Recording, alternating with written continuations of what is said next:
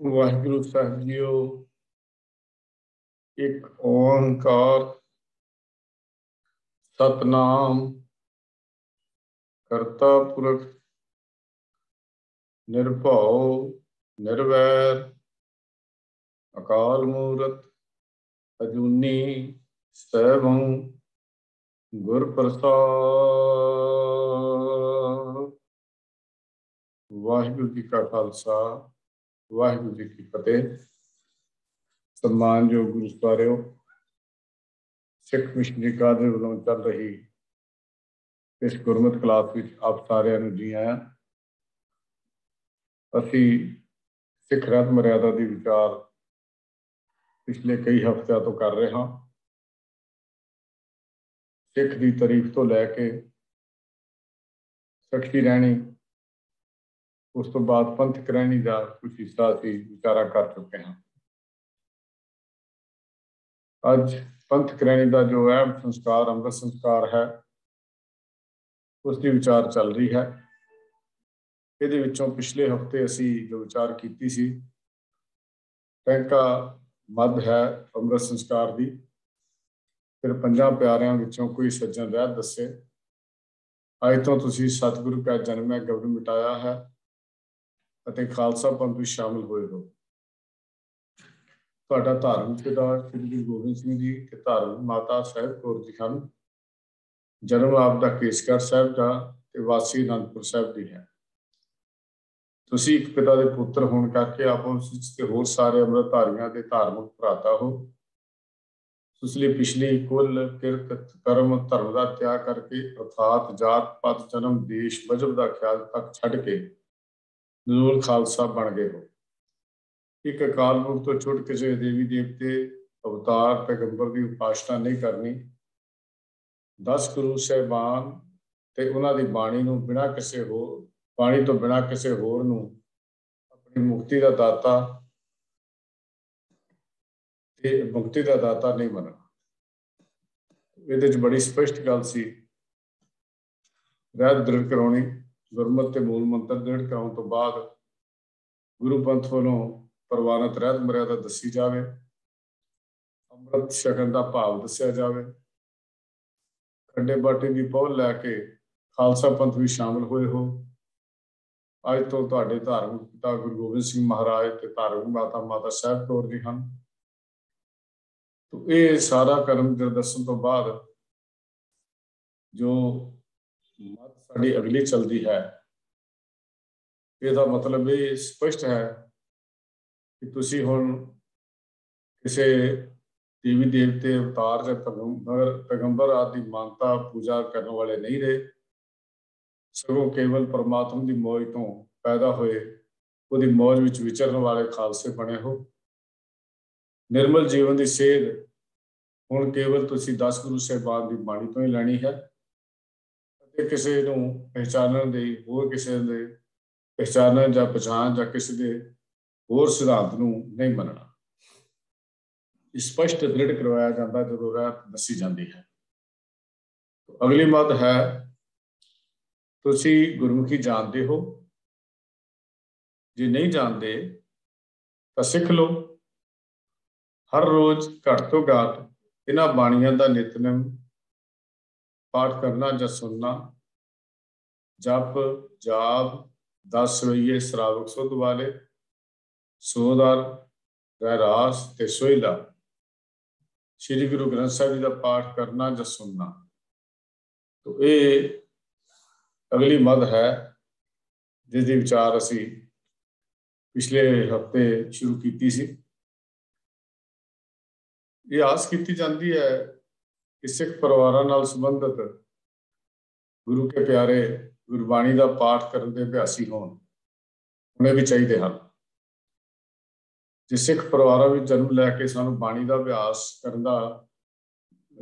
करना नहीं सीखा या नहीं आया तो फिर साड़ी कमजोरी है जो असी अपने फर्ज हैं पूरे नहीं किए। कितना किते साडे फर्जां नूं पूरे करने में कमी है।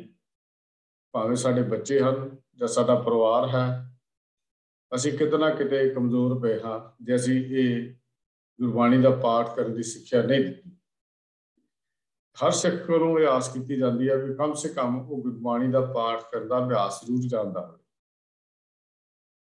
जे नहीं तो उन्होंने दसिया जाए कि गुरमुखी गुरबाणी दी लगा मात्रा का ज्ञान होना ये बड़ा जरूरी है। इत्थों तक है कि गुरबाणी व्याकरण के मोटे मोटे निज़म जोड़े हैं वो भी समझने जरूरी हैं ताकि अर्थां के अनर्थ ना हो जाए।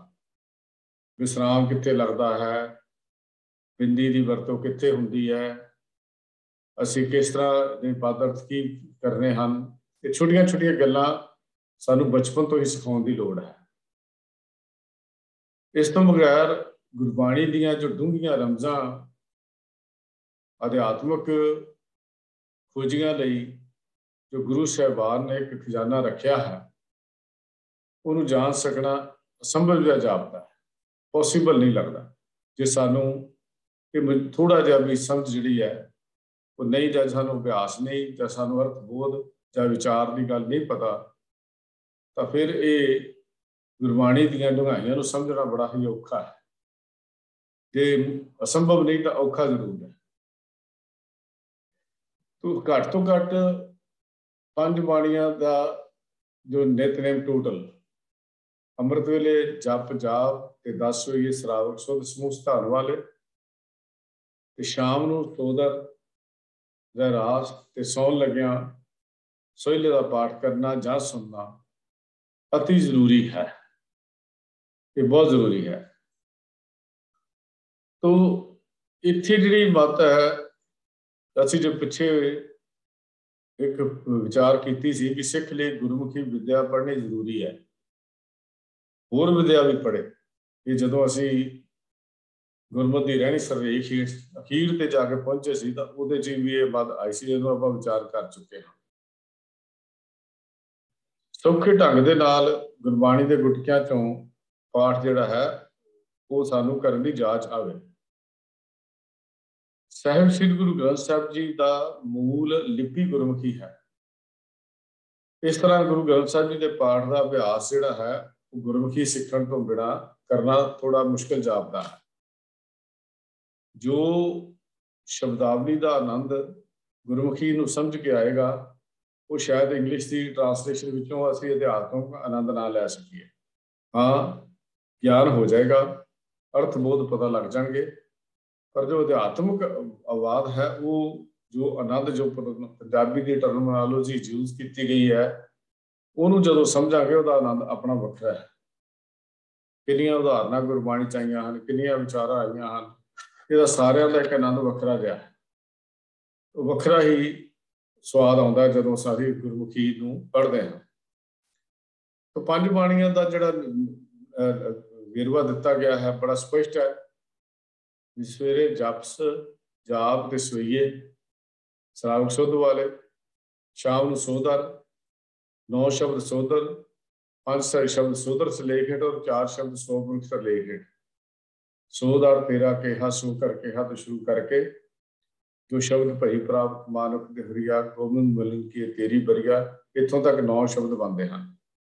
5 शब्द जिहड़े पहले हैं वो सोदर सलेख हेठ हैं, तो सोपुरख निरंजन तो 4 शब्द जिहड़े हैं जिहदा सलेख सोपुरख है वो 4 शब्द हैं।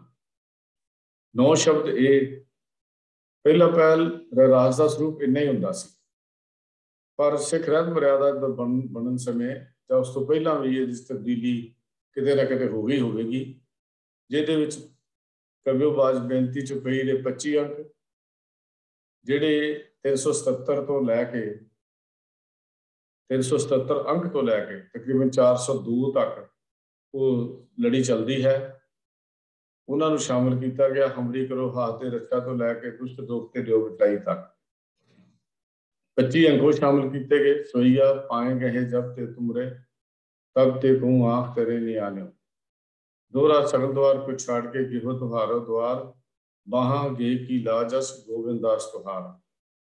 उस तो बाद रामकली आनंद साहब दियां पहलियां 5 ते आखिरी पौड़ी 6 पौड़ियां, फिर मुधावनी का शब्द, आखिर विच तेरा कीता जातो नहीं वाला शब्द जिहड़ा है नानक नाम मिले तां जीवा तन मन थीवे हरिया तक। इत्थों तक रहरास साहब का ਜਿਹੜਾ ਸਰੂਪ ਹੈ ਉਹ ਪੰਥ ਪ੍ਰਵਾਨਿਤ ਸਿੱਖ ਰਹਿਤ ਮਰਿਆਦਾ ਵਿੱਚ ਦਰਸਾਇਆ ਗਿਆ ਹੈ। ਕਈ ਵਾਦ ਘਾਟ ਕਰਦੇ ਹਨ ਤੇ ਦਲੀਲ ਦਿੰਦੇ ਹਨ ਕਿ ਬਾਣੀ ਜਿੰਨੀ ਵੱਧ ਪੜ੍ਹ ਲਈਏ ਉਹਨਾਂ ਲਾਹਾ ਹੀ ਹੈ, ਲਾਭ ਵੀ ਹੈ, ਇਹਦੇ 'ਚ ਕੋਈ ਸ਼ੱਕ ਨਹੀਂ। ਬਾਣੀ ਜਿੰਨੀ ਵੱਧ ਤੋਂ ਵੱਧ ਅਸੀਂ ਪੜ੍ਹੀਏ ਉੱਤੇ ਕੋਈ ਰੋਕ ਨਹੀਂ ਲਗਾਈ ਜਾ ਸਕਦੀ।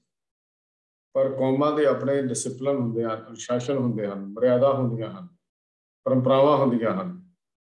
ਜਿਹੜੀਆਂ ਕੌਮਾਂ ਮਰਿਆਦਾ ਦੀ ਉਲੰਘਣਾ ਕਰਦੀਆਂ ਨੇ ਉਹ ਕੌਮਾਂ ਭਵਿੱਖ ਵਿੱਚ ਆਪਣੀ ਜੀਵਨ ਦੀ ਜਾਂ ਆਪਣੇ ਇਸ ਜੀਵਨ ਦੇ ਗੱਡੀ ਤੋਂ ਥੱਲੇ ਉਤਰ ਜਾਂਦੀਆਂ ਹਨ, ਮੰਜ਼ਿਲ ਤੇ ਨਹੀਂ ਪਹੁੰਚਦੀਆਂ, ਖਿਲਰਦੀਆਂ ਹਨ, ਬਿਖਰਦੀਆਂ ਹਨ, ਆਪਸੀ ਮਤਭੇਦ ਪੈਦਾ ਹੁੰਦੇ ਹਨ, ਟਕਰਾਓ ਪੈਦਾ ਹੁੰਦੇ ਹਨ।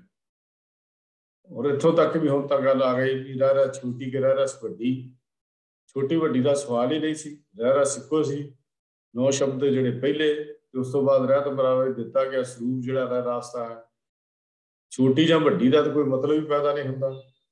ਕੋਈ ਧਨ ਸੋ ਕਾਗਜ਼ ਕਲਮ ਧਨ ਤੋਂ ਸ਼ੁਰੂ ਕਰੀ ਜਾਂਦਾ, ਕੋਈ ਦੁਖਦਾਰੂ ਤੋਂ ਸ਼ੁਰੂ ਕਰ ਰਿਹਾ ਹੈ ਤੇ ਕੋਈ ਆਖਿਰ ਤੇ ਜਾ ਕੇ ਚਪਈ ਦੇ ਕਿੰਨੇ ਅੰਕ ਹੋਰ ਪੜ੍ਹ ਦਿੰਦੇ ਹਨ। ਕੋਈ ਅੜੇਲੇ ਕਹਿੰਦੇ ਅੜੇਲੇ ਲਿਆ ਕੇ ਵਿੱਚ ਰੱਖ ਦਿੱਤੇ, ਕਈਆਂ ਨੇ ਹੋਰ ਕੋਈ ਜਮਾ ਕਰ ਲਿਆ। ਉਸ ਤੋਂ ਬਾਅਦ ਪੌੜੀ ਤਿੱਥੇ ਤੂੰ ਸਮਰੱਥ ਜਿੱਥੇ ਕੋਈ ਨਾਹੀਂ ਉੱਥੇ ਤੇਰੀ ਰੱਖ, ਕਈਆਂ ਨੇ ਇਹ ਅੱਗੇ ਜਮਾ ਕਰ ਲਏ। ਵੈਸੇ ਵੀ ਮਰਿਆਦਾ ਦੇ ਮੁਤਾਬਕ ਜੇ ਅਸੀਂ ਗੁਰੂ ਗ੍ਰੰਥ ਸਾਹਿਬ ਦੀ ਬੰਤਰ ਦੇਖਦੇ ਹਾਂ ਤਾਂ ਪਹਿਲਾਂ ਸ਼ਲੋਕ ਆਉਂਦੇ ਹਨ, ਪੌੜੀ ਕਦੀ ਪਹਿਲਾਂ ਨਹੀਂ ਆਈ। ਪੌੜੀ ਕਿਤੋਂ ਚੁੱਕ ਕੇ, ਸ਼ਲੋਕ ਕਿਤੋਂ ਚੁੱਕ ਕੇ ਜੇ ਅਸੀਂ ਉਹਦਾ ਬੰਤਰ ਬਣਾਉਣ ਦੀ ਕੋਸ਼ਿਸ਼ ਕੀਤੀ ਵੈਸੇ ਉਲੰਘਣਾ ਹੈ, ਕਿਉਂਕਿ ਜਿਹੜੀ ਵਾਰਾਂ ਦੀ ਬੰਤਰ ਹੈ ਸ਼ਲੋਕ ਤੇ ਪੌੜੀ ਬਾਅਦ ਵਿੱਚ ਆਉਂਦੀ ਹੈ। ਪਰ ਉੱਥੇ ਪੌੜੀ ਪਹਿਲਾਂ ਲਿਖੀ ਹੈ, ਤਿੱਥੇ ਤੂੰ ਸਮਰੱਥ ਜਿੱਥੇ ਕੋਈ ਨਾ। ਸ਼ਲੋਕ ਪਹਿਲਾ ਪੰਜਵਾਂ ਅੰਤਰ ਗੁਰੂ ਆਰਾਧਨਾ ਜੇਵਾ ਜਪ ਗੁਰ ਨਾਮ, ਮਹਿਲਾ ਪੰਜਵਾਂ ਰੱਖੇ ਰੱਖਣ ਹਾਰ ਆਪ ਉਬਾਰਨ। ਇਹ ਪੰਥਕ ਮਰਿਆਦਾ ਤੇ ਕਰਾਰੀ ਸੱਟ ਹੈ। ਬਾਣੀ ਹੋਏ ਪੜ੍ਹਨੀ ਹੈ, ਜਿੰਨੀ ਮਰਜ਼ੀ ਪੜ੍ਹੀਏ, ਸਹਿਜ ਪਾਠ ਰੱਖੀਏ, ਜਿੰਨੇ ਮਰਜ਼ੀ ਪੜ੍ਹੀਏ। ਕੋਈ ਜੈਸਰੀ ਦੀ ਵਾਰ ਪੜ੍ਹੋ, ਕੋਈ ਬਸੰਤ ਕੀ ਵਾਰ ਪੜ੍ਹੋ, ਪੁਰਾਣੇ ਬਜ਼ੁਰਗ ਸਾਰੇ ਪਾਠ ਕਰਦੇ ਸੀ। ਬਾਣੀ ਉਹਨਾਂ ਨੂੰ ਕੰਠ ਵੀ ਸੀ, ਜਵਾਨੀ ਯਾਦ ਵੀ ਸੀ। ਅੱਜ ਕੱਲ੍ਹ ਤਾਂ ਮੋਬਾਈਲ ਦੇ ਆਉਣ ਕਰਕੇ ਜਿਹੜੀ ਥੋੜ੍ਹੀ ਬਹੁਤੀ ਯਾਦ ਸੀ ਉਹ ਵੀ ਭੁੱਲ ਗਈ ਹੈ। ਜੇ ਜੋ ਮੋਬਾਈਲ ਕੱਢੀਦਾ ਤੇ ਖੋਲ ਕੇ ਪਾਠ ਕਰਨਾ ਸ਼ੁਰੂ ਕਰ ਦਈਦਾ। ਯਾਦ ਕਰਨ ਦਾ ਰੁਝਾਨ ਖਤਮ ਹੋ ਗਿਆ ਬਿਲਕੁਲ। ਆਪਣੇ ਕਾਰਨ ਸਾਡੇ ਕੋਲ ਟੈਕਨੋਲੋਜੀ ਆ ਗਈ, ਅਸੀਂ ਟੈਕਨੋਲੋਜੀ ਦੀ ਯੂਜ਼ ਕੀਤਾ ਤੇ ਆਪਣਾ ਅਭਿਆਸ ਜਿਹੜਾ ਬਾਣੀ ਯਾਦ ਕਰਨ ਦਾ ਉਹ ਵੀ ਸਾਡੇ ਵੱਲੋਂ ਜਾਂਦਾ ਰਿਹਾ।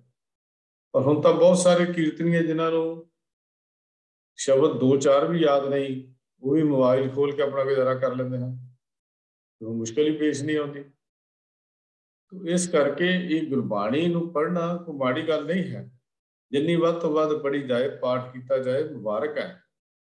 ਪਰ ਇਹਨਾਂ ਨਿਤਨੇਮ ਦੀਆਂ ਬਾਣੀਆਂ ਦਾ ਪਾਠ ਕਰਨਾ ਲਾਜ਼ਮੀ ਹੈ।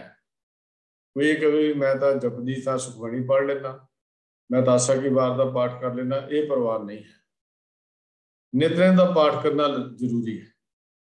ਇਸ ਦੇ ਨਾਲ ਇਹ ਵੀ ਜ਼ਰੂਰੀ ਹੈ ਕਿ ਨਿਤਨੇਮ ਦਾ ਪਾਠ ਨਿਤਾ ਪ੍ਰਤੀ ਕੀਤਾ ਜਾਵੇ। ਨਿਤ ਦਾ ਮਤਲਬ ਹੀ ਰੋਜ਼, ਨਿਤਨੇਮ ਰੋਜ਼ ਦਾ ਨੇਮ ਸਾਡਾ। ਇਹ 1 ਦਿਨ ਦਾ ਨਹੀਂ, 2 ਦਿਨ ਦਾ ਨਹੀਂ, ਮਰਨ ਤੱਕ ਦਾ ਨੇਮ ਨਿਭਣਾ ਚਾਹੀਦਾ ਹੈ। ਨਿਤਨੇਮ ਦਾ ਅਰਥ ਭਾਵ ਹੀ ਇਹੋ ਬਣਦਾ ਹੈ। ਇਸ ਵਾਸਤੇ ਨਿਤਨੇਮ ਦਾ ਮਤਲਬ ਇਹ ਜ਼ਰੂਰੀ ਸਾਨੂੰ ਯਾਦ ਰੱਖਣ ਵਾਲੀ ਗੱਲ ਹੈ।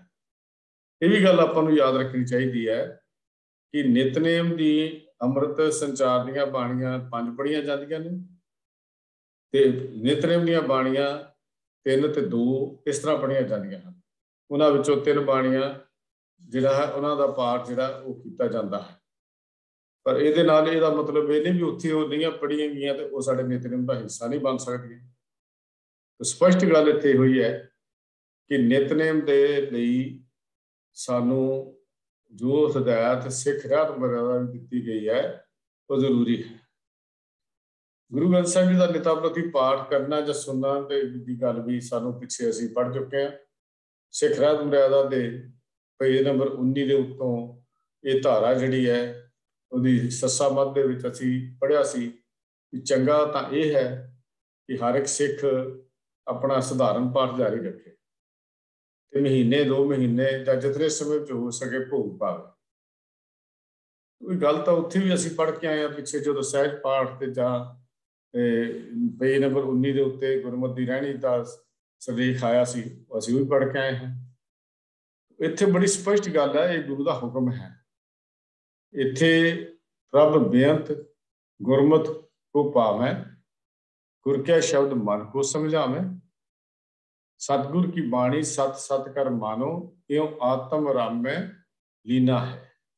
ये ढंग है सतगुर की जिसनों मत आवे सो सतगुर माहे समाना।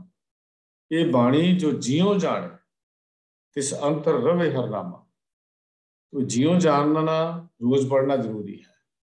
जियो जानने लिए ये जरूरी है कि बाणी जिहड़ी है रोज पढ़ी जाए। तो इस तो अगे 5 कक्कियां का वर्णन किया गया है। पीस, किरपान, कशहरा, कंगा, कड़ा नूं हर वेले अंग संग रखना, इन्हां दा वर्णन किया गया है। 5 ककार जिहड़े इस मद विच जो टैंका मद है, ये असी इहदी विचार असी करनी है। सतगुरु जी ने 30 मार्च 1699 की विसाखी, उस वेले 30 मार्च 1699 का दिहाड़ा सी। खालसे की सिरजना या संपूर्णता की सिरजना गुरु नानक देव महाराज ने आरंभ कर दी सी। निर्मल पंथ खालस पंथ में कोई फर्क नहीं है। 24 मई 1699 ਨੂੰ ਦਸ਼ਮੇਸ਼ ਪਾਤਸ਼ਾਹ ਵੱਲੋਂ ਕਾਬਲ ਦੀਆਂ ਸੰਗਤਾਂ ਦੇ ਨਾਂ ਤੇ ਭੇਜਿਆ ਗਿਆ ਇੱਕ ਹੁਕਮਨਾਮਾ ਇਤਿਹਾਸ ਵਿੱਚ ਸਾਨੂੰ ਮਿਲਦਾ ਹੈ, ਜਿਸ ਵਿੱਚ 5 ਕਕਾਰੀ ਰਾਹ ਦਾ ਜ਼ਿਕਰ ਉਹਨਾਂ ਨੇ ਕੀਤਾ ਹੈ। ਹੁਕਮਨਾਮੇ ਦੇ ਜੋ ਸ਼ਬਦ ਹਨ, ਬੋਲ ਹਨ, ਇੱਕ ਓੰਕਾਰ ਵਾਹਿਗੁਰੂ ਜੀ ਕੀ ਫਤਿਹ, ਸਤਿਗੁਰੂ ਜੀ ਸਹਾਏ, ਸਰਬੱਤ ਸੰਗਤ ਕਾਬਲ गुरु रखेगा, तुसां उत्ते साडी बहुत खुशी है। सरबत संगत काबल गुरु रखेगा, तुसां उत्ते साडी बहुत खुशी है। तुसां खंडे दा अमृत पंजां तो लैना। हुण इत्थे खंडे दा पौल नहीं लिखी, उत्ते जो हुक्म विच खंडे दा अमृत लिखिया है। असीं इस करके जिहड़ा कल सवाल आया सी, जो अमृत कहना चाहिए कि पौल कहना चाहिए, गल तां गुरु वाले बनन दी मर्यादा है। सिੱਖੀ ਵਿੱਚ सिੱਖੀ भी शामिल होने की परंपरा है, मर्यादा है। इन्हां चीज़ां नाल फर्क नहीं पैंदा। ना ही सानूं कोई टुचरबाजी करनी चाहिए है भी खंडे की बौल है, अमृत है, जिहड़ा नाम भी सानूं चंगा लगदा तो रख लीए, लेकिन वैध मर्यादा विच उहदा नाम अमृत संस्कार ही रखा गया है। तो उस जो हुक्म मिलदा साडे कोल कलगीधर पातशाह का लिखा काबल की संगतां दे नाम तकरीबन सारिया जगह पर छपया होया ये हुक्म, जिहड़ा मैं आप जी पढ़ के सुना रहा हुक्मनामा। सरबत संगत काबल गुरु रखेगा, तुसां उत्ते साडी बहुत खुशी है। तुसां खंडे दा अमृत पंजां तो लैना, केस रखने ये साडी मोहर है। हुण इत्थे स्पष्ट दसदा कि केस क्यों रखने हैं। कच्छ किरपान का विसाह करना नहीं, सरबलोह का कड़ा हाथ रखना, दोनों वक्त केसां की पालना कंघे स्यों करनी, सरबत संगत भाख्या कुठा मांस खावे नहीं, तमाखू ना वरतना, भादनी तथा कन्या मारन वाले से ना मेल रखे, मीणे मसंदिये राम अरिये की संगत ना बैसो, गुरबाणी पढ़नी, वाहिगुरु जपना, गुरु की मत रखनी, सरबत संगत ऊपर मेरी खुशी है। तो ये हुक्म जिहड़ा है ये सानूं मिलता है। गुरसिख संप्रदावां दे विच भी ये हुक्म जिहड़े हन आम पढ़ाए जाते हैं और सुनाए जाते हैं। इस तरह सिੱਖੀ ਦੇ ਜਿਹੜੇ 5 निशान भाई नंद लाल सिंह जी ने भी उन्हां दा जिक्र किया है। निशाने सिੱਖੀ रूप पंज खाब, हरगिज़ ना बादशाह दी 5 मुआब, कड़ा कार दो कच कंगा विदा, विला के सीच अस्त जुमल निशान। ते सिੱਖੀ दे 5 प्रकार कदे भी माफ नहीं किए जा सकते। कड़ा किरपान कशहरा कंगा जानो, बिना केस तो ये निशान तुश हैं, इन्हां दी कोई वैल्यू नहीं है। तो होर इतिहासक हवालियां तो आ रही परंपरावां तो इस असलीयत नूं ध्यान विच रख के गुरु पंथ ने ਪੰਜਾਂ ਕਕਾਰਾਂ ਵਿੱਚ ਕੇਸ, ਕਿਰਪਾਨ, ਕਛਹਿਰਾ, ਕੰਘਾ ਤੇ ਕੜਾ ਨੂੰ ਅੰਗ ਸੰਗ ਰੱਖਣ ਦਾ ਹੁਕਮ ਕੀਤਾ। ਇਸ ਲਈ ਹਰ ਸਿੰਘ ਪਾਬੰਦ ਹੈ। ਇਸ ਲਈ ਹਰ ਸਿੰਘ ਪਾਬੰਦ ਹੈ। ਤੋ ਪਹਿਲੇ ਆਪਾਂ ਜ਼ਿਕਰ ਕਰਦੇ ਹਾਂ ਕੇਸ ਦਾ। ਸਿੰਘ ਦੀ ਸ਼੍ਰੋਮਣੀ ਮੁੱਖ ਰਹਿਤ ਕੇਸ ਹਨ। ਇਹ ਦੇਖੋ, ਕੇਸ ਬੱਜਰ ਕਰੈਤ ਵਿੱਚ ਵੀ ਆਇਆ ਤੇ ਕੇਸ ਰਹਿਤ ਵਿੱਚ ਵੀ ਆਇਆ। ਇਹਦਾ ਮਤਲਬ ਕੋਈ ਖਾਸ ਮਹਾਨਤਾ ਕੇਸਾਂ ਦੀ, ਇਸ ਕੇਸਾਂ ਦੀ ਹੋਏਗੀ। ਕਿਸੇ ਨਾ ਕਿਸੇ ਰੂਪ ਵਿੱਚ ਕੀ ਕਕਾਰ ਪਹਿਲਾਂ ਵੀ ਮੌਜੂਦ ਹੁੰਦੇ ਸਨ। ਇਹ ਨਹੀਂ ਵੀ ਇੱਕੋ ਦਿਨ 'ਚ ਗੁਰੂ ਸਾਹਿਬ ਜੀ ਨੇ ਹੁਕਮ ਕੀਤਾ ਤੇ ਅੰਮ੍ਰਿਤਪਾਨ ਕਰਨ ਲਈ ਉੱਥੇ ਸਾਰਾ ਦਿਨ ਸਾਰੀ ਰਾਤ ਅੰਮ੍ਰਿਤ ਸੰਚਾਰ ਚੱਲਦਾ ਰਿਹਾ। ਔਰ ਪਤਾ ਨਹੀਂ, ਇਤਿਹਾਸਕਾਰ 80,000 ਦੇ ਕਰੀਬ ਲਿਖਦੇ ਨੇ ਉੱਥੇ ਸੰਗਤ ਨੇ ਅੰਮ੍ਰਿਤ ਛਕਿਆ। ਤਾਂ ਮੇਰੇ ਕਹਿਣ ਦਾ ਮਤਲਬ ਜੇ ਕਕਾਰ ਪਹਿਲੇ ਹੋਏ ਸਨ ਤਾਂ ਹੀ ਉਹਨਾਂ ਨੂੰ ਤਿਆਰੀ ਸੀ। ਜੇ ਕਕਾਰ ਹੀ ਨਾ ਬੰਦਾ, ਉਹਨਾਂ ਦਾ ਐਡਵਾਂਸ ਕਕਾਰਾਂ ਦਾ ਪ੍ਰਬੰਧ ਕਿੱਥੋਂ ਹੋ ਸਕਦਾ ਸੀ। ਇਸ ਗੱਲ ਤੋਂ ਸਾਬਤ ਹੁੰਦੀ ਹੈ ਕਿ ਕਕਾਰ ਪਹਿਲੇ ਸਿੱਖਾਂ ਕੇਸ ਰੱਖਣ ਦੀ ਮਰਿਆਦਾ ਜਿਹੜੀ ਪਹਿਲਾਂ ਤੋਂ ਹੀ ਚੱਲ ਪਈ ਸੀ। ਉਹ ਮੈਂ ਆਪ ਜੀ ਨੂੰ ਪਹਿਲਾਂ ਵੀ ਜ਼ਿਕਰ ਕੀਤਾ ਸੀ। ਜਦੋਂ ਗੁਰੂ ਨਾਨਕ ਦੇਵ ਮਹਾਰਾਜ ਨੇ ਭਾਈ ਮਰਦਾਨਾ ਜੀ ਦੇ ਨਾਲ ਮਿਲਾਪ ਹੋਇਆ ਤੇ ਉਹਨਾਂ ਦੇ ਨਾਲ 3 ਸ਼ਰਤਾਂ ਰੱਖੀਆਂ ਸੀ ਜਦੋਂ ਸਾਥੀ ਬਣਾਉਣਾ ਸੀ। ਪਹਿਲਾ ਸੀ ਕੇਸ ਨਹੀਂ ਕਟਾਉਣੇ, ਦੂਜਾ ਸੀ ਸਵੇਰੇ ਉੱਠ ਕੇ ਸਤਨਾਮ ਦਾ ਜਾਪ ਕਰਨਾ, ਇਹ ਤੀਜੀ ਸ਼ਰਤ ਸੀ ਘਰ ਆਏ ਲੋੜਵੰਦ ਦੀ ਸਹਾਇਤਾ ਕਰਨੀ। 3 ਸ਼ਰਤਾਂ ਮਿਲਦੀਆਂ ਨੇ ਇਤਿਹਾਸ ਵਿੱਚੋਂ ਜਿਹੜੀਆਂ ਰੱਖੀਆਂ ਸੀ। ਤੋ ਕੇਸ ਦੇ ਬਾਰੇ ਜਦੋਂ ਅਸੀਂ ਗੱਲ ਕਰਦੇ ਹਾਂ ਵੀ ਇਹ ਇੱਕ ਐਸਾ ਕਕਾਰ ਹੈ ਜਿਹਨੂੰ ਕਲਗੀਧਰ ਪਾਤਸ਼ਾਹ ਜੀ ਨੇ ਲਾਜ਼ਮੀ ਕਰਾਰ ਦਿੱਤਾ। ਪਰ ਲਾਜ਼ਮੀ ਪਹਿਲਾਂ ਵੀ ਸੀ। ਮੈਂ ਫਿਰ ਬੇਨਤੀ ਕਰਦਿਆਂ, ਇਹ ਸਾਡੇ ਭੁਲੇਖੇ ਵਿੱਚ ਹੈ ਕਿ ਕੇਸ ਗੁਰੂ ਗੋਬਿੰਦ ਸਿੰਘ ਮਹਾਰਾਜ ਨੇ ਰਖਾਏ, ਬਾਕੀ ਗੁਰੂ ਸਾਹਿਬਾਨ ਕੇਸਾਧਾਰੀ ਨਹੀਂ ਜਾਂ ਕੇਸ ਰੱਖਣ ਦੀ ਨਹੀਂ ਸੀ ਕਹਿੰਦੇ। ਤੇ ਇਹ ਗੁਰੂ ਹਰਿਰਾਏ ਸਾਹਿਬ ਜੀ ਦਾ ਹੁਕਮਨਾਮਾ ਇੱਕ ਮਿਲਦਾ ਜਿੱਥੇ ਲਿਖਿਆ ਕੇਸ ਨਹੀਂ ਕਟਾਣੇ, ਉਹ ਵੀ ਉੱਥੇ ਹਦਾਇਤ ਮਿਲਦੀ ਹੈ। ਜਿਹੜਾ ਹਕੀਕਤ ਰਾਏ ਨੂੰ ਉਪਦੇਸ਼ ਕੀਤਾ ਗਿਆ ਤਾਂ ਉਹਦੇ 'ਚ ਲਿਖਿਆ ਗਿਆ ਕੇਸ ਨਹੀਂ ਕਟਾਉਣੇ। ਉਹ ਹਦਾਇਤ ਉੱਥੇ ਵੀ ਸਾਨੂੰ ਲਿਖੀ ਹੋਈ ਮਿਲਦੀ ਹੈ। ਤਾਂ ਜਿੱਥੇ ਜਿੱਥੇ ਵੀ ਗੁਰੂ ਕਾਲ ਦੀਆਂ ਚੀਜ਼ਾਂ ਸਾਨੂੰ ਮਿਲਦੀਆਂ ਨੇ ਉਹਦੇ ਵਿੱਚ ਸਾਨੂੰ ਹਦਾਇਤਾਂ ਸਮਝ ਆ ਜਾਂਦੀਆਂ ਨੇ। ਹਜ਼ੂਰ ਨੇ ਇਹਨੂੰ ਗੁਰੂ ਦੀ ਮੋਹਰ ਕਰਕੇ ਕਿਹਾ। ਸਿੱਕੇ ਤੇ ਮੋਹਰ ਨਾ ਹੋਵੇ ਤਾਂ ਸਿੱਕੇ ਦੀ ਵੈਲਿਊ ਨਹੀਂ ਪੈਂਦੀ। ਸਿੱਖੀ ਕੇਸਾਂ ਸਵਾਸਾਂ ਦੇ ਨਾਲ ਨਿਭਾਉਣ ਦੀ ਗਾਥਾ ਸਿੱਖ ਇਤਿਹਾਸ ਭਰਿਆ ਪਿਆ ਹੈ।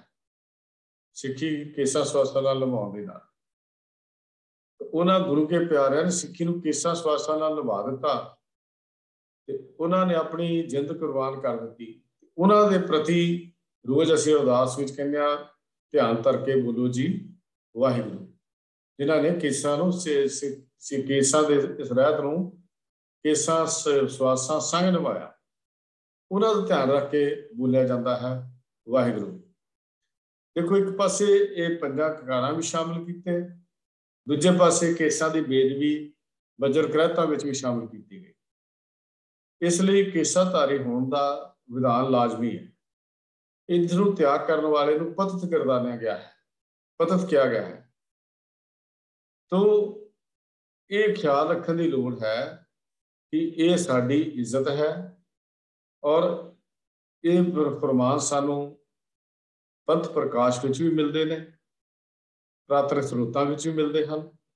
ਇਹੋ ਮੋਰ ਆਗਿਆ ਸੁਣੋ ਹੋਏ ਪਿਆਰੇ, ਬਿਨਾ ਤੇਗ ਕੇ ਸਿੰਘ ਨਾ ਦੇਵੋ ਦਿਦਾਰੇ।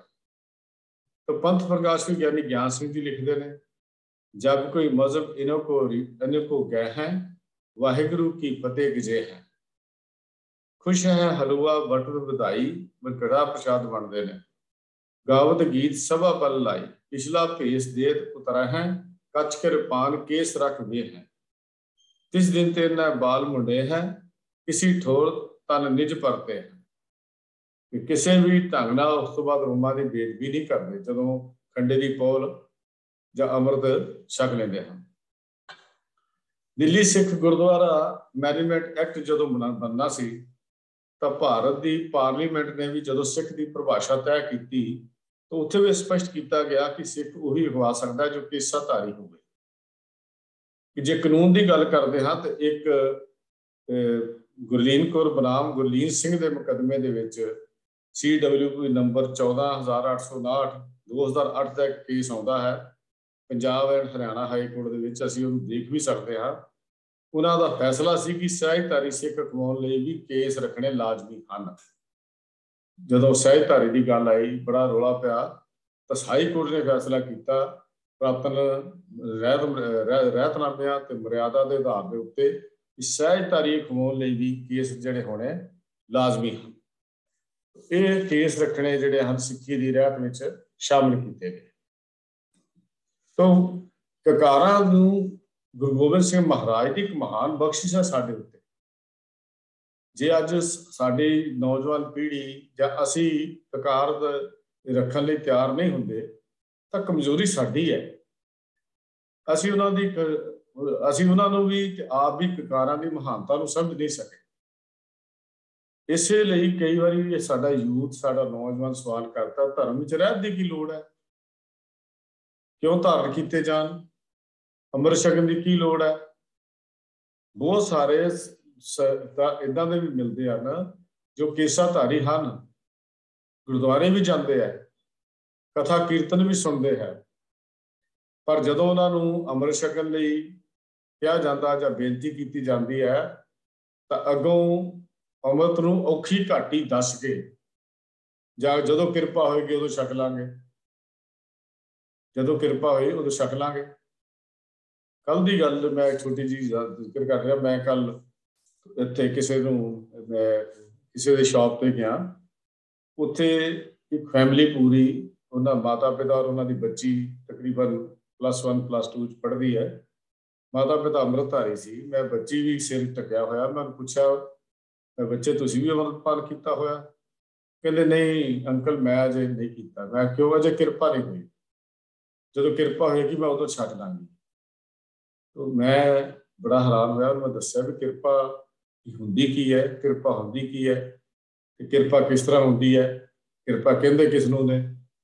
ਖੈਰ ਉਸਨੇ ਹਾਮੀ ਭਰੀ ਵੀ ਮੈਂ ਵੈਸੇ ਵੀ ਤਿਆਰ ਹਾਂ, ਮੇਰੇ ਫੈਮਿਲੀ ਅੰਮ੍ਰਿਤਧਾਰੀ ਹੈ ਤੇ ਮੈਂ ਹੁਣ ਜ਼ਰੂਰ ਅੰਮ੍ਰਿਤਪਾਨ ਕਰ ਲਾਂਗੇ। ਤੋ ਬੱਚਿਆਂ ਨੂੰ ਇਹ ਗੱਲਾਂ ਸਮਝਾਉਣ ਦੀ ਲੋੜ ਪਏਗੀ। ਇਹ ਬੱਚਿਆਂ ਨੂੰ ਤਾਂ ਸਮਝਾਵਾਂਗੇ ਵੀ ਜੇ ਅਸੀਂ ਆਪ ਇਸ ਮਾਰਗ ਤੇ ਚੱਲਾਂਗੇ। ਅਸੀਂ ਤਾਂ ਆਪ ਅੰਮ੍ਰਿਤ ਨੂੰ ਔਖੀ ਘਾਟੀ ਦੱਸ ਕੇ ਇਹਨੂੰ ਛਕਣ ਤੋਂ ਇਨਕਾਰੀ ਹੋ ਜਾਂਦੇ ਹਾਂ। ਕਈ ਤਾਂ ਇੱਥੋਂ ਤੱਕ ਵੀ ਕਹਿੰਦੇ ਆਪਾਂ ਨੂੰ ਸੁਣੇ ਜਾਂਦੇ ਆ ਜਾਂ ਵਿਚਾਰਾਂ ਕਰਦੇ ਆ ਗੱਲ ਕਹਿੰਦੇ ਆ ਸਿੱਖੀ ਤਾਂ ਮਨ ਦੀ ਚਾਹੀਦੀ ਹੈ, ਤਨ ਦੀ ਨਹੀਂ ਚਾਹੀਦੀ। ਕਈ ਏਦਾਂ ਦੇ ਵੀ ਮਿਲਦੇ ਆ ਜਿਹੜੇ ਕਹਿੰਦੇ ਕੇਸ ਕੰਘਾ ਕੜਾ ਤੇ ਕਛਹਿਰੇ ਦੇ ਧਾਰਨੀ ਹੁੰਦੇ ਆ ਪਰ ਅੰਮ੍ਰਿਤ ਇਸ ਕਰਕੇ ਨਹੀਂ ਛਕਦੇ ਕਿ ਗਾਤਰੇ ਕਿਰਪਾਨ ਪਾਉਣੀ ਪਏਗੀ। ਇਸ ਕਰਕੇ ਵੀ ਇੱਕ ਪ੍ਰੋਬਲਮ ਖੜੀ ਹੋ ਜਾਂਦੀ ਹੈ। ਇਸ ਤਰ੍ਹਾਂ ਦੇ ਵੀ ਸੱਜਣ ਮਿਲ ਜਾਂਦੇ ਆ। ਪਹਿਲੀ ਗੱਲ ਸੀ ਵੀ ਸਿੱਖੀ ਮਨ ਦੀ ਹੋਣੀ ਚਾਹੀਦੀ ਹੈ। ਤਾਂ ਮੇਰਾ ਇੱਕੋ ਹੀ ਸਵਾਲ ਹੈ ਕਿ ਗੁਰੂ ਗੋਬਿੰਦ ਸਿੰਘ ਮਹਾਰਾਜ ਦਾ ਮਨ ਸਾਫ਼ ਨਹੀਂ ਸੀ? ਉਹ ਤਾਂ ਗੁਰਤਾ ਗੱਦੀ ਤੇ 1675 ਤੇ ਬੈਠ ਕੇ ਗੁਰੂ ਦਾ ਦਰਜਾ ਰੱਖਦੇ ਸਨ। ਉਹਨਾਂ ਨੇ ਆਪ ਅੰਮ੍ਰਿਤਪਾਨ ਇਸੇ ਕਰਕੇ ਹੀ ਕੀਤਾ ਸੀ ਵੀ ਕੱਲ ਦਾ ਕੋਈ ਸਿੱਖ ਇਹ ਨਾ ਕਹਿ ਸਕੇ ਮੈਨੂੰ ਲੋੜ ਨਹੀਂ ਹੈ, ਮੇਰਾ ਮਨ ਸਾਫ਼ ਹੈ। ਇਸੇ ਕਰਕੇ ਆਪ ਅੰਮ੍ਰਿਤਪਾਨ ਕੀਤਾ ਸੀ। ਸਾਡੇ ਲਈ ਇੱਕ ਉਦਾਹਰਨ ਪੇਸ਼ ਕੀਤੀ ਸੀ ਵੀ ਜੇ ਖੱਡੇ ਦੀ ਪੌਲ ਗੁਰੂ ਨੂੰ ਲੋੜ ਹੈ, ਗੁਰੂ ਆਪ ਛਕ ਰਿਹਾ ਹੈ, ਗੁਰੂ ਵਾਅਦੇ ਕਰ ਰਿਹਾ ਰਹਿਤ ਵਿੱਚ ਰਹਿਣ ਦਾ, ਕੁਰੈਤਾਂ ਤੋਂ ਬਚਣ ਦਾ, ਤਾਂ ਫਿਰ ਇੱਕ ਸਿੱਖ ਨੂੰ ਇਹ 'ਚ ਛੂਟ ਨਹੀਂ ਮਿਲ ਸਕਦੀ। ਐਗਜ਼ੈਂਪਸ਼ਨਸ ਨਹੀਂ ਹਨ, ਲਿਮਿਟੇਸ਼ਨਸ ਨਹੀਂ ਹੋ ਸਕਦੀਆਂ ਦੇ ਵਿੱਚ, ਇਸ ਲਾਅ ਦੇ ਵਿੱਚ ਜੋ ਲਾਅ ਬਣਿਆ ਹੋਇਆ। ਤੋ ਇਸ ਕਰਕੇ ਇਹੋ ਜਾਪਦਾ ਹੈ ਵੀ ਸਾਨੂੰ ਇਹਨਾਂ ਕਕਾਰਾਂ ਦੀ ਮਹਾਨਤਾ ਦਾ ਪਤਾ ਹੀ ਨਹੀਂ ਹੈ ਜਾਂ ਪੂਰੀ ਤਰ੍ਹਾਂ ਸਾਨੂੰ ਜਾਣਕਾਰੀ ਨਹੀਂ ਹੈ। ਅੱਜ ਜੋ ਹੋ ਰਿਹਾ ਹੈ, ਸਿੱਖ ਜਿਹਨਾਂ ਨੂੰ ਸਿੱਖ ਇਤਿਹਾਸ ਦੇ ਬਜ਼ੁਰਗਾਂ ਨੇ ਵਾਕਫੀਅਤ ਨਹੀਂ ਦਿੱਤੀ, ਉਹ ਦਾੜੀ ਕੇਸਾਂ ਬਾਰੇ ਵੀ ਕਈ ਤਰ੍ਹਾਂ ਦੇ ਬੇਲੋੜੇ ਜਿਹੇ ਸਵਾਲ ਕਰਦੇ ਹਨ। ਅਸੀਂ ਦੇਖਦੇ ਹਾਂ ਜਦੋਂ ਵਿਚਰਦੇ ਹਾਂ ਸਮਾਜ ਵਿੱਚ, ਕਈ ਨੌਜਵਾਨ ਤਾਂ ਇਹ ਵੀ ਕਹਿ ਦਿੰਦੇ ਆ ਦਾੜੀ ਕੇਸ ਰੱਖਣ ਦਾ ਕੀ ਫਾਇਦਾ, ਸਿੱਖੀ ਮੰਨਦੀ ਚਾਹੀਦੀ ਹੈ। ਕਈ ਤਾਂ ਇੱਥੋਂ ਤੱਕ ਕਹਿੰਦੇ ਇਹਨੂੰ ਭੰਬ ਲੱਗਣੇ ਨੇ, ਇਹੋ ਜਿਹੀਆਂ ਦਲੀਲਾਂ ਵੀ ਦਿੰਦੇ ਨੇ ਨੌਜਵਾਨ। ਮੈਂ ਬੇਨਤੀ ਕਰਾਂ, ਤਨ ਦੀ ਸਿੱਖੀ ਮਨ ਦੀ ਸਿੱਖੀ ਨਿਭਾਉਣ ਨਾਲੋਂ ਬਹੁਤ ਸੌਖੀ ਹੈ। ਜੇ ਮਨ ਦੀ ਸਿੱਖੀ ਦੀ ਗੱਲ ਕਰਦੇ ਹਾਂ ਤਾਂ ਗੁਰੂ ਰਾਮਦਾਸ ਮਹਾਰਾਜ ਦਾ ਜਿਹੜਾ ਸ਼ਬਦ ਹੈ, ਗੁਰ ਸਤਿਗੁਰ ਕਾ ਜੋ ਸਿੱਖ ਅਖਾਏ ਸੋ ਭਰ ਕੇ ਉਠ ਹਰ ਨਾਮ ਧਿਆਵੇ, ਉਸ ਸ਼ਬਦ ਦੀ ਇੱਕ ਇੱਕ ਲਾਈਨ ਢੁਕਾ ਕੇ ਦੇਖੋ, ਅਸੀਂ 1% ਵੀ ਪੂਰੇ ਨਹੀਂ ਉਤਰਦੇ ਕਿ ਮਨ ਦੀ ਸਿੱਖੀ ਦੀ ਗੱਲ ਕਰਨੀ ਹੈ। ਤਾਂ ਉਸ ਸ਼ਬਦ ਨੂੰ ਪੜ੍ਹ ਕੇ ਵਿਚਾਰ ਕੇ ਦੇਖ ਲਈਏ ਅਸੀਂ, ਜਿਹਨੂੰ ਅਸੀਂ ਗੁਰਸਿੱਖ ਦੇ ਜੀਵਨ ਦਾ ਟਾਈਮ ਟੇਬਲ ਕਿਹਾ ਗੁਰੂ ਰਾਮਦਾਸ ਮਹਾਰਾਜ ਨੇ ਦਿੱਤਾ। तो उस शब्द के मुताबिक तो असी 1% भी पूरे नहीं उतरते जे असी मन की सिੱਖੀ की गल कर लग पईए। तन की सिੱਖੀ मन की सिੱਖੀ नालों निभाउणी बहुत सौखी है। जे असी गुरु साहब जी के हुक्म मुताबिक 5 ककार ही धारण नहीं कर सकते तो फिर असी आस किवें कर सकते हैं कि मन की सिੱਖੀ जिहदे विच अमृत वेले उठना, इशनान करना, बाणी पढ़नी, सिमरन करना, गुरुद्वारे जाके संगत करनी, कथा कीर्तन सुनना, सच बोलना, सच वेखना, सच सुनना, धर्म की किरत करनी, काम क्रोध लोभ मोह हंकार विकारां ते काबू पा के सब अंदर अकाल मूर्त की जोत नूं सर्व व्यापक वेखना। ये किवें असीं इन चीज़ां नूं समझ सकते हैं जे असीं तन की रहत ही नहीं रख सकते तो इन्नियां गल्लां सानूं मन की रहत विच कित्थे सानूं समझ आ जाणगियां। प्यारे वो गल बड़ी सीधी है, जिवें खेत अंदर बीज पाउणा नहायत जरूरी है, उत्थे फसल की राखी लई वाड़ लाउणी भी कोई घट जरूरी नहीं।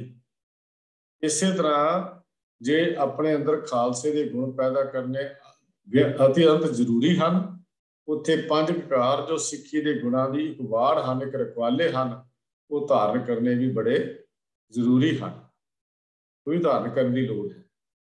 जे अज सिख धर्म की कोई विलक्षणता है या न्यारापन है तो केवल इस करके है भी सानू गुरु साहबान ने एक न्यारा स्वरूप बख्शिया सी।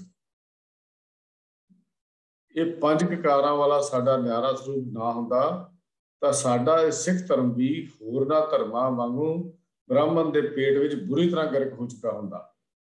दीने इलाही का विवाक बेड़ा का नहीं जेहू में अटका न सेहू में अटका, किए पार जिसने ते सातों समुद्र वो डूबा दहाने गंगा में आकर। ਜਿਹੜੇ इस्लाम का जो हाल हासिल होया ਅਸੀਂ देखते हैं, सब जानते हैं, ਸਾਡੇ ਕੋਲ ਤਾਂ ਵੱਖਰਾ ਸਰੂਪ है। ਅੱਜ दुनिया के हर कोने च जिथे भी सिखा ने अपने इस न्यारे ਸਰੂਪ ਨੂੰ संभाल के रखा, ਉੱਥੇ ਉਹਨਾਂ ਦੀ ਹੋਂਦ ਇੱਕ ਵੱਖਰੀ ਕੌਮ ਦੇ रूप ਵਿੱਚ ਸਥਾਈ तौर ਤੇ ਪ੍ਰਗਟ ਦਿਖਾਈ ਦਿੰਦੀ ਹੈ, ਪ੍ਰਗਟ ਦਿੰਦੀ ਹੈ। ਇਸ ਦਾੜੀ ਤੇ ਸਿਰ ਦੇ ਉੱਤੇ ਦਸਤਾਰ सिख दी गुरु गोबिंद सिंह महाराज की बख्शिश की हुई अमानत हैं। ये कलगीधर पातशाह की मोहर है। जिस तरह हर फौजी के कोल शनाख्ती कार्ड आइडेंटिटी कार्ड होंदा है, इस तरह किसी विशेष जिवें कि संस्था के मैंबर बनने लई, कंपनी के मैंबर बनने लई कि जॉब करने वालियां दे गलां च वो कार्ड ID कार्ड लटकाए जाते हैं। उत्थों देख के पता लग जाता इस कंपनी का इंपलाई है कि नहीं है। और इस कार्ड तो बिना तो स्कूल च भी एंट्री नहीं होंगी, टीचर को भी पा के गल च जाना पैंदा, कंपनी के इंपलाइज को भी कार्ड गल च पा के जाना पैंदा, जो इस गल का प्रतीक होंदा भी ये ID इस कंपनी का इंपलाई दी है। इस तरह दाड़ी केस ते सिर ते दस्तार गुरु गोबिंद सिंह का बख्शिया होया एक खास स्वरूप है, खास रूप है। ये न्यारा रूप सानू प्रगट करता है। खालसे की विचारधारा बिल्कुल न्यारी और दूजियां तो विलक्षण है। जिवें असीं गुरु गोबिंद सिंह जी के शस्त्रां का सत्कार करते हाँ, ये गुरु जी के पावन शस्त्र कह के असीं उन्हां नूं याद रखते हाँ, इस तरह दाड़ी केस ते दस्तार वाला रूप भी साडे पासों उन्ने ही सत्कार की आस रखता है, आस की मंग करता है, सत्कार की मंग करता है। मास्टर तारा सिंह जी क्या करते सन, केस गुरु ते सिख के प्यार की निशानी है, ककार गुरु ते सिख के प्यार की निशानी हैं। इन्हां ककारां नूं देख के मैनूं अपना गुरु याद आ जाता है। ये मैनूं वो काम करने लई प्रेरते हैं जिहड़े मेरे गुरु नूं चंगे लगते हैं, वो काम करन तों रोकते हैं जिहड़े मेरे गुरु नूं नहीं पाउंदे। मास्टर तारा सिंह जी ने अपनी लिखतां विच केसां दी महानता दे गल लिखी है। लेडी डॉक्टर जैनी कुलर लिखती है, सिख वीरो जरा अपने ककार त्याग के तो देखो, कच कड़ा किरपान उतार दिओ तो मैं दयानतदारी नाल कह सकती हाँ कि आने वाला समा इस कौम लिए बहुत ही मंदभागा होगा। तो गल दूजिਆਂ ਨੂੰ समझ आ गई, सानू क्यों नहीं समझ आई। तो कई साढ़े को इदा के भी मिलते हैं गल जो असी फील्ड में विचरते हैं, कुछ बंदे ये गल कर भी जे कलगीधर पातशाह ना किते दाड़ी केसां की साबत सूरत की बंदिश ना लाउंदे तो अज सारा संसार ही सिख बन जाता। ये गल भी असीं सुनी दी है, बड़ा हासा जिहा भी आउंदा भी जेकर दाड़ी केसां वाला न्यारा स्वरूप ही खत्म कर लिया तो सिख किहनूं कहा जाएगा? सिख किहड़ी चीज़ का ना होया फिर? सिख तो है ही उस न्यारे स्वरूप नाल है जिहदा स्वरूप गुरु नानक देव महाराज ने रख दिता सी। तो सानू ये गल याद रखने की लोड़ है कि सिखी स्वरूप गवा गवा गवा लैन दे नाल साडी सरदारी भी खत्म हो जाएगी। सरदारी सिखी स्वरूप के नाल ही है। जे स्वरूप जाता है तो सरदारी भी नाल ही मुक जाती। किसी ने सरदार जी कह के सानू आवाज नहीं मारनी। सरदार की जिहड़ी होंद आइडेंटिटी है साडे स्वरूप नाल है। साडा स्वरूप जिहड़ा है कायम रहिंदा है। खालसा पंथ की जथेबंदी नूं इस स्वरूप ने हुण तक बचा के रखिया ते बचाई जा आउंदे हन ओह गुरसिख जिहड़े इस स्वरूप के धारनी हन, इस स्वरूप विच प्रपक्ष हन। गुरु साहब जी ने केस रखण दे असूल नूं लाजमी करार दे के एक ऐसी कसवट्टी बना दी है कि जदों भी किधरे कोई त्रेड़ पैंदी होवे नज़र आवे, किधरे भी कोई अपने स्वरूप नूं विगाड़न की कोशिश करे तो झट पता लग जाता है कित्थे किन्नी कुछ ढाह जिहड़ी लग चुकी है। अते जदों ये ढाह लगी नज़र आवे उस वेले ही खालसा पंथ सावधान होकर इसनूं रोकण दा उपराला भी करे। ये गल भी जरूरी है। तो इस वास्ते जिहड़ी पहली रहत साडी है वो है केस, जिहड़ी गुरु पातशाह जी ने दिती। 5 कक्कियां दी जदों गल कीती केस। दूसरा किरपान, दूसरा पावन ककार जिहड़ा है वो किरपान है, जिहड़ा गुरु पातशाह जी ने बख्शिश कीता। ਇਹਦੇ नाम कोई श्री साहब कहता है, अस भी कहता है, तेग भी कहता है, किरपान भी कहता है। किरपान नूं 5 ककारां दा एक ਉਹਦੇ ਵਿੱਚ ਇਹਨੂੰ 5 ਕਕਾਰਾਂ ਦੇ ਵਿੱਚ ਕਹਿ ਕੇ ਮੰਨਿਆ ਗਿਆ। ਕਿਰਪਾਨ ਦਾ ਅਰਥ ਹੈ ਕਿਰਪਾਨ, ਭਾਵ ਕਿਰਪਾ ਭਾਵਨਾ ਜਾਂ ਅਣਖ ਜਾਂ ਕਿਰਪਾ ਦੀ ਅਣਖ। ਕਿਰਪਾਨ ਦੇ ਅਖਰੀ ਅਰਥ ਜਿਹੜੇ ਹਨ। ਸੁਭਾਅ ਦੀ ਘਾਟ ਘੜਦਿਆਂ ਗੁਰੂ ਪਾਤਸ਼ਾਹ ਜੀ ਨੇ ਸਿੱਖ ਨੂੰ ਕਿਰਪਾਲੂ ਬਿਰਤੀ ਦਾ ਮਾਲਕ ਬਣਾਉਣਾ ਦੱਸਿਆ ਹੈ। ਜਦੋਂ ਸਿੱਖ ਦੇ ਸੁਭਾਅ ਦੀ ਇਹਦੀ ਘਾਟ ਘੜੀ ਸਿੱਖ ਦੀ, ਪਰ ਨਾਲ ਇਸ ਦਿਆਲੂ ਬਿਰਤੀ ਦੀ ਰੱਖਿਆ ਦੇ ਲਈ ਰੱਖਿਅਕ ਬਣਨ ਦੇ ਲਈ ਵੀ ਗੁਰੂ ਪਾਤਸ਼ਾਹ ਜੀ ਦਾ ਹੁਕਮ ਹੈ ਤਦ ਕਿ ਇਸ ਦੇ ਉੱਤੇ ਇੱਕ ਹਮਲਾ ਨਾ ਕਰ ਸਕੇ। तो 6वें पातशाह के समय तो ही सिख अपनी जिहड़ी दीन की राखी लई शस्त्र रखण जिहड़े हन वो जरूरी कर दिते गए सन। तो उत्थे जदों भाई गुरदास जी की वार आउंदी है, जदों कुछ कमजोर दिल वालियां ने ये कहता भी इस गुरु ने चाल बदल लई है, पहले गुरु तो बंदगी करते सी, फौजां रख रहीआं, खेती वार सु ढिंगरी किकर आस पास जो बागे सब लपेटे चन्ने बूहे जंदा कुत्ता जागे। जिवें उदाहरण दित्तियां भाई गुरदास जी ने अपनी वारां विच, कहंदे जिवें खेत की राखी लई वाड़ दा होना जरूरी है, किकर दे आस बाग दा जिहड़ा बाग लाया जांदा उहदे नाल किकर दीयां सूलां वालियां टाहणियां लगा दित्तियां जांदियां ने उहदी वाड़ करन लई भी तद किस बाग विच कोई वड़ ना सके। किकर दीयां लंबियां सूलां दीयां जिहड़ियां सी लंबियां सूलां नूं इदां वाड़ ला दित्ती जांदी है बाग दे ताकि उस वड़ ना सके। चंदन के नाल सप लपेटे होंदे दी राखी लई कीमती चीज़ है। इस तरह ही बूहे के उत्ते घर की रखवाली ताला लाया तो बाहर कुत्ता जिहड़ा है उसकी राखी करता है। इस तरह ये ककार साडे सिੱਖੀ जीवन का एक आधार है। तो खंडे की पोल तो पहला दशमेश जी पहला भी ये गल भाई नंदलाल सिंह जी ने भी अपने रहतनामे में लिखी है, शस्त्र के अधीन है राज जो ना तरे तिस बिगड़े काज, ताते सर्व खालसा सुनिए आजुद जिहदा अर्थ है शस्त्र, अजुद धरबे उत्तम गणिए, शस्त्रहीन एक कबू ना हुई, रहतवंत खालस है सोई। ये भाई नंदलाल सिंह की रचना सानू मिलती है। जदों सतगुरु जी ने खालसे की सिरजना की तो अकाल अकाल जपाउंदियां किरपान रूपी शस्त्र सदा लई खालसे का शिंगार बना दिता। सदा लई खालसे का जिहड़ा सी ये शिंगार बना दिता जो धर्म की रखिया लई जरूरी है।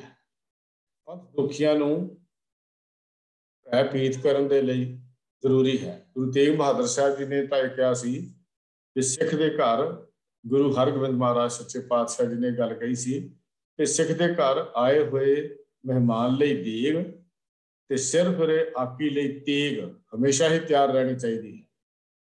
ਕਿ ਘਰ ਸਿੱਖ ਦੇ ਘਰ ਆਏ ਹੋਏ ਮਹਿਮਾਨ ਲਈ ਦੇਗ ਭਾਵ ਲੰਗਰ, ਇੱਥੇ ਦੇਗ ਤੇ ਫਤਿਹ ਦੀ ਜਦੋਂ ਗੱਲ ਕਰਦੇ ਹਾਂ ਨਾ, ਉਹੋ ਹੀ ਹੈ ਦੇਗ ਤੇ ਫਤਿਹ, ਕਿ ਆਏ ਹੋਏ ਲੋੜਵੰਦ ਲਈ ਲੰਗਰ ਤੇ ਧਰਮ ਦੇ ਉੱਤੇ ਹਮਲਾ ਕਰਨ ਵਾਲੇ ਲਈ ਸ਼ਸਤਰ ਕਿਰਪਾਨ।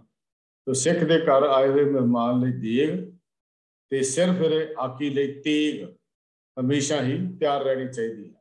ਇਹ ਛੇਵੇਂ ਪਾਤਸ਼ਾਹ ਜੀ ਦਾ ਸਾਨੂੰ ਹੁਕਮ ਵੀ ਮਿਲਦਾ ਹੈ। ਇਹ ਬੜੀ ਸਪਸ਼ਟ ਜੀ ਗੱਲ ਹੈ ਕਿ ਗੁਰੂ ਗੋਬਿੰਦ ਸਿੰਘ ਪਾਤਸ਼ਾਹ ਜੀ ਨੇ ਜਦੋਂ ਅੰਮ੍ਰਿਤਪਾਨ ਖੰਡੇ ਬਾਟੇ ਦੀ ਪਹੁੰਚ ਛਕਾਈ, ਅੰਮ੍ਰਿਤਪਾਨ ਕਰਾਇਆ, ਉਦੋਂ ਇਸ ਕਿਰਪਾਨ ਨੂੰ ਕਕਾਰਾਂ ਵਿੱਚ ਹੀ ਸ਼ਾਮਿਲ ਕਰਤਾ, ਜੋ ਛੇਵੇਂ ਪਾਤਸ਼ਾਹ ਤੋਂ ਪਹਿਲਾਂ ਦੀ ਸਾਡੇ ਨਾਲ ਚੱਲਦੀ ਆਉਂਦੀ ਹੈ। ਇਹ ਚਿੰਨ੍ਹ ਰੂਪ ਵਿੱਚ ਕੰਘੇ ਦੇ ਉੱਤੇ ਲਾ ਲਈ, ਜੇ ਅਸੀਂ ਕਿਰਪਾਨ ਕਿੱਥੇ ਸਾਡੀ ਜੀ ਉਹ ਕੰਘੇ ਤੇ ਲਾਈ ਹੋਈ ਹੈ, ਜੇ ਗਲੇ 'ਚ ਪਾ ਲਈ, ਡੋਰੀ 'ਚ ਪਾ ਲਈ। ਡੋਰੀ ਵਾਲੀ ਕਿਰਪਾਨ ਨਹੀਂ, ਕਿਰਪਾਨ ਗਾਤਰੇ 'ਚ ਹੋਣੀ ਚਾਹੀਦੀ ਹੈ। ਇੱਥੇ ਫੁੱਟਨੋਟ ਵਿੱਚ ਮਿਲਦਾ ਹੈ ਕਿਰਪਾਨ ਦੀ ਲੰਬਾਈ ਦੀ ਕੋਈ ਹੱਦ ਨਹੀਂ। ਫੁੱਟਨੋਟ ਵਿੱਚ ਮਿਲੇਗਾ ਕਿਰਪਾਨ ਦੀ ਲੰਬਾਈ ਦੀ ਕੋਈ ਹੱਦ ਨਹੀਂ। ਜਦੋਂ ਪੰਜਾਂ ਕਕਾਰਾਂ ਦੀ ਗੱਲ ਆਉਂਦੀ ਹੈ, ਜਿੰਨਾ ਕਿਸੇ ਨੂੰ ਰੱਖ ਸਕਦਾ ਹੈ ਰੱਖ ਸਕਦਾ, ਪਰ ਕਿਰਪਾਨ ਗਾਤਰੇ ਵਿੱਚ ਹੋਣੀ ਜ਼ਰੂਰੀ ਹੈ। ਗਾਤਰਾ ਕਿਰਪਾਨ ਹੀ ਕਕਾਰ ਮੰਨਿਆ ਜਾਂਦਾ ਹੈ। ਗਲ ਵਿੱਚ ਪਾਈ ਹੋਈ ਉਹ ਡੋਰੀ ਵਾਲੀ, ਰੱਸੀ ਵਾਲੀ, ਜਾਂ ਜੇ ਗਲ 'ਚ ਨਾਲ ਹੀ ਕੰਘਾ ਤੇ ਨਾਲ ਹੀ ਖੰਡਾ ਤੇ ਨਾਲ ਹੀ ਕਿਰਪਾਨ, ਜੋ ਦਿਲ ਕੀਤਾ ਉਹਨੂੰ ਦੰਦਾਂ 'ਚ ਫੇਰ ਲਿਆ ਤੇ ਜਦੋਂ ਦਿਲ ਕੀਤਾ ਉਹਨੂੰ ਗਲੇ 'ਚ ਪਾ ਲਿਆ। ਇਹ ਕੋਈ ਕਕਾਰ ਨਹੀਂ ਖਵਾ ਸਕਦੇ। ਕਕਾਰ ਗਾਤਰੇ ਕਿਰਪਾਨ ਹੋਣਾ ਲਾਜ਼ਮੀ ਹੈ। ਇਸ ਵਾਸਤੇ ਗੁਰੂ ਪਾਤਸ਼ਾਹ ਜੀ ਨੇ ਸਾਨੂੰ ਇਹ ਗੱਲ ਸਪਸ਼ਟ ਕਰਤੀ। ਇਸ ਦਾ ਸਪਸ਼ਟ ਇਹ ਅਰਥ ਹੈ ਕਿ ਕਿਰਪਾਨ ਜਿਹੜੀ ਫੁੱਟਨੋਟ ਵਿੱਚ ਲਿਖਿਆ ਹੋਇਆ ਨਾ, ਕਿਰਪਾਨ ਦੀ ਲੰਬਾਈ ਦੀ ਕੋਈ ਹੱਦ ਨਹੀਂ ਹੋ ਸਕਦੀ, ਭਾਵ ਤੇ ਪਾਬੰਦੀ ਨਹੀਂ ਹੈ, ਲੰਬਾਈ ਮੁਕਰਰ ਨਹੀਂ ਕੀਤੀ ਜਾ ਸਕਦੀ।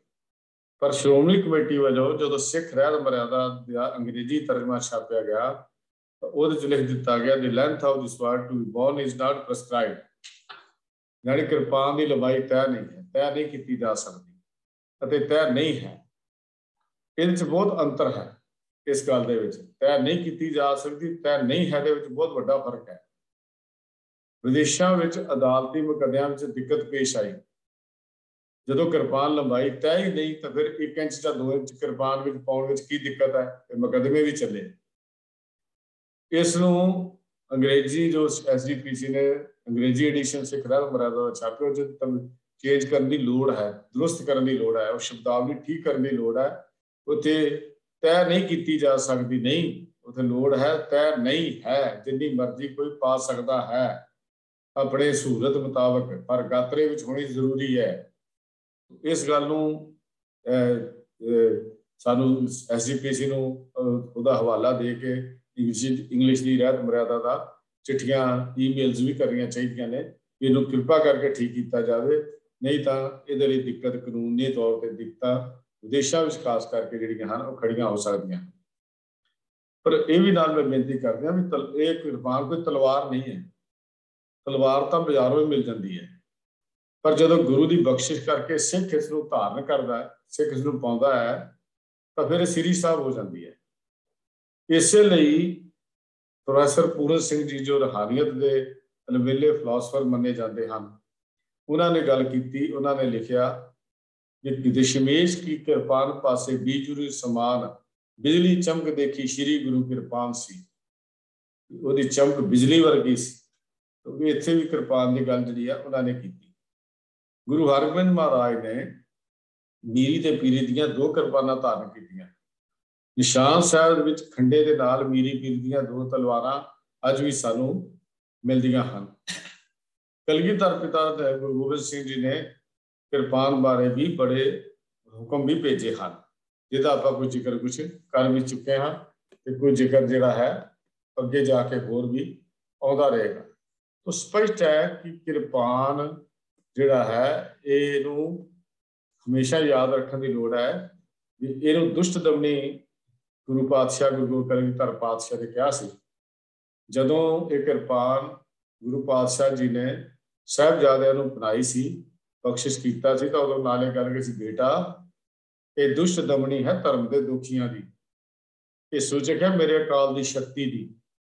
जाओ इस पूरे पूरे पूरे जोर नाल पूरे बल नाल इस निश्चय नाल कि धर्म का नाश होना जरूरी है, धर्म की जय जयकार होनी जरूरी है। जाओ जंगे मैदान में जाके तलवार इस कृपान नूं चलाओ।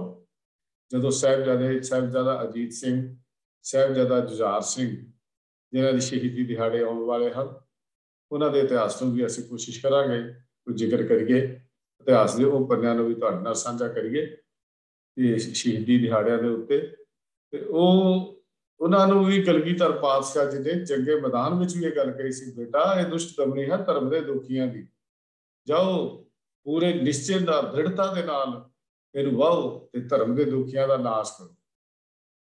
ये क्रांति है जो गुरु गोबिंद सिंह महाराज ने 700 साल के मुर्दे हो चुके भारत अंदर लैके आंदी, जिहड़ा भारत गुलामां दा भी गुलाम जिहड़ा सी वो बन गया सी, भारत गुलामां दा गुलाम भी बन चुका सी।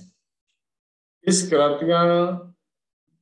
क्रांति दे विचों ही सिੱਖੀ जिहड़ी जन्म लिया, जिन्होंने गुरु नानक देव महाराज ने साडे सामने लिया। तो आप जी ने गुरु गोबिंद सिंह महाराज ने संसार को एक ऐसा वे ऑफ लाइफ दिता, ऐसी जीवन जाच दी, उसी जीवन की क्रांति। कोई राजसी क्रांति होंगी है, कोई आर्थिक क्रांति आती है, कोई ग्रीन रेवोल्यूशन आती है, पर कलगीधर पातशाह ने सानू जीवन की क्रांति दी है। निवृत्ति ते प्रवृत्ति का, त्याग ते ग्रहण का, योग ते राज धर्म का, सूरमगति ते अहिंसक होने का, दुष्ट दमन होने का, विराग ते ज्ञान का, धीरज ते बिरहा का, अजिहे सुमेल वाली क्रांति का चित्र सच्चे पातशाह जी आप खिंचते हुए फरमाया सी। इस क्रांति को कबूलन वाला संत सिपाही जंग के खेतर तलवार वाहुंदा होया भी सदा वाहिगुरू के भय विच रहेगा। उन्होंने इस क्रांति का जो जिक्र किया तो यह गल नाल ही कही सी, दुनिया विच शोभा, दुनिया विच जस करदा होया भी संसार को नाशवान समझ के संसारक जस अबजस तो उत्ते उठ के जीवन बतीत करेगा। धीरे ते विवेक बुद्धि वाले ज्ञान द्वारा वो अपने अंदरलियां हर तरह दी कमजोरियां ते ढिंगियां कला तो बचा रहेगा। ये मेरे कलगीधर पातशाह जी का हुक्म है। एक कृपान स्वतंत्रता आजादी का प्रतीक है, सिख दे स्वतंत्र हो जीवन की एक निशानी है। कृपान उस आजादी की निशानी है जो हर थां हर समय अंदर आजाद जीवन जीवन दे किसी जाबर की ईन ना मनन की हमेशा वार्निंग दिंदी रहती है, चेतावनी दिंदी रहती है। इस सिख नूं हमेशा अपने गुरु की याद दिवाउंदी है, उस गुरु की जिसने अकाल पुरख तो बिना किसी होर दी ईन परवाह नहीं की, अकाल पुरख तो बिना किसी होर दी ईन परवाह नहीं की। सिख की कृपान इस गल की निशानी भी है कि सिख कभी भी गुलामी वाला जीवन जीना प्रवान नहीं करता, भावें गुलामी राजसी होवे, भावें गुलामी समाजिक होवे, भावें गुलामी आर्थिक होवे ते भावें भाईचारक होवे। जैसे चाहते हैं कि साडी अनख कायम रहे तो फिर जरूरी है कि असी कृपान कायम रखिए। शस्त्र धारण करने विच गुरु पातशाह की खुशी है। गुरु पातशाह जब खालसे नूं अमृत पान कराया तो उस समय शस्त्र धारण के हुक्म नूं बयान करदियां कवि संतोख सिंह ने भी बयान किया है, जब हमरे दर्शन को आवो मन सुचेत शस्त्र सजाओ, कमर कसा कर दियो दिखाई, हमरे खुशी होया दिखाई। जिस समय देश के अंदर बहु गिनती नूं अपने धर्म की खुल नहीं सी, जदों मंदिरां ते तीर्थां ते टैक्स ते ब्राह्मण के उत्ते भी टैक्स लाया जाता सी, जदों किसी नूं कोई जलूस कढ़न की इजाजत नहीं सी, जदों वाजे बजाउण की इजाजत नहीं सी, घोड़े ते चढ़न नहीं सी दिता जाता, किसी प्रकार का हथियार ते शस्त्र लैके फिर उन्होंने मनाही की हुई सी। उस समय गुरु गोबिंद सिंह जी सवेरे शाम रंजीत नगारा बजाउंदे सन, सिख नूं मिलण समय उच्ची आवाज में कहंदे सन, वाहिगुरू जी का खालसा वाहिगुरू जी की फतेह। उसने सिखाया, सिखां लई घोड़े ते शस्त्र लियाउंदे हुक्म कीते। सब तो वध के किरपान नूं सिੱਖੀ रहत दा जरूरी अंग बना देण वाली गुलामी वाली हालात विचों सानू बाहर कढ दिता। और जदों सच्चे पातशाह गुरु तेग बहादुर साहब महाराज के सीस का संस्कार शीशगंज साहब गुरुद्वारा विखे किया गया, आनंदपुर साहब विखे। ਉਹਦੇ ਸਾਹਮਣੇ ਬੁੰਗਾ ਸਾਹਿਬ ਗੁਰਦੁਆਰਾ ਛੋਟਾ ਜਿਹਾ, ਉੱਥੇ ਖੜੇ ਹੋ ਕੇ ਕਲਗੀਧਰ ਪਾਤਸ਼ਾਹ ਨੇ ਐਲਾਨ ਕੀਤਾ ਸੀ, हुकूमत ये गल कहती है कि असी किसी दे सिर ते केस रह नहीं देने, पर मेरा खुला ऐलान है कि मेरे सिख सिरां ते दोहरियां दस्तारां सजाउणगे। हुकूमत ये गल कहती है कि कोई घर विच घोड़ा रख नहीं सकता, पर मेरे सिख घोड़ियां दे शाह सवार बनणगे। हुकूमत ये कहती है कि कोई ढोल भी नहीं वजा सकता, आनंदपुर की धरती के नगारे वजणगे। हुकूमत ये गल आखती है कि कोई झंडा चुक के तुर नहीं सकता, पर इस आनंदपुरी दे विच हमेशा निशान साहब झूलणगे। और झूले केवल गल्लां नाल नहीं, जंजीर नगारे वजे, वो निशान साहब अज भी झूलते हैं हर गुरुद्वारे विच, जो सिख की आज़ादी के प्रतीक को दर्शाते हैं। झूलते निशान हैं जिहड़ा लोड़वंद लई ये दर्शाते हैं कि आ इस घर में सब कुछ है। हाँ, साड़ियाँ कमजोरियां जरूर हुई भी असी उस निशान साहब के भी पूरी तरह सुरक्षित ना कर सके, और उहदे मतलब नूं भी असी ना समझ सके, केवल मत्था टेकन ते नक रगड़न तक ही रख लिया। निशान तो उस निशानी है भी इस घर में गरीब लई भोजन है, बीमार लई दारू है, कमजोर लई आर्थिक मदद है, जे ना पढ़ सकने वाली विद्या है, इत्थे अध्यात्मक खजाना है, अंदर दे ठंड देने वाली बाणी है। ये निशान साहब इस गल का प्रतीक सी, पर असी उहदे ते भी पूरे ना उतर सके। तो बड़ी स्पष्ट गल है कि ये जदों किरपानां दी असी गल करते हाँ, गुरु हरगोबिंद साहब तो समय तो लैके सिख राज के अंत 1849 तक कभी भी सिखां ने किरपान नूं हथों नहीं छड्डिया। 1849 में जो अंग्रेज ने विश्वासघात करके डोगरिया, ब्राह्मणा, वजीरां ते जरनैलां की सहायता नाल पंजाब का राज सांभ लिया, तो समूह सिख फौजी सरदारां दे जवानां नूं अपनी किरपान भुंजे रखने का हुक्म दे दिता। हर सिख अपनी किरपान बड़े सत्कार ते प्यार नाल चुमदा ते बड़ा बेबल दिशा अंदर उसनूं भुंजे रख के लांभे हो जाता। उस समय हर एक सिख जानता सी कि अपनी किरपान ही अंग्रेजी सरकार के हवाले नहीं कर रहा, सगों इस दे नाल बड़े महंगे भाव लई आज़ादी नूं भी गवा रहा है। सिखां दे उस समय दुख का कारण राज भाग का खुसना नहीं सी, चले जाना नहीं सी, बल्कि हर सिख समझदा सी कि वह किरपान नूं हथों छड्ड के गुलामी नूं खरीद रहा है। अंग्रेज सरकार का दबदबा होया, पंजाब अंदर आर्म्स एक्ट लागू हुए, किरपान के उत्ते पाबंदियां लग गई, परंतु किरपान जो सिखां लई आज़ाद जीवन की प्रतीक सी, गुलामी दी जंजीरां नूं कट्टण वाली सी, कलगीधर पातशाह की प्यारी बख्शिश सी, उस किरपान नूं सिख किद्दां भुल सकदे सी। अकाली लहर समय किरपान की आज़ादी लई मोर्चा लगा, तो मजबूर होके अंग्रेज सरकार नूं सिखां लई किरपान बिना किसी मिथी लंबाई के पहनण की खुल देनी पई, अंग्रेज़ां नूं भी खुल देनी पई। यह किरपान का इतिहास, जेकर सानू इस इतिहास की समझ पै जाए तो फिर किरपान सानू बोझ नहीं लगेगी। सानू उस किरपान जिहड़ी है वो सानू एक भार नहीं लगेगा, दी लंबाई नहीं पुछांगे, फिर इनू गल विच पाउण तो अपने गातरे विच पा के कोई भी इनकार भी नहीं करेगा।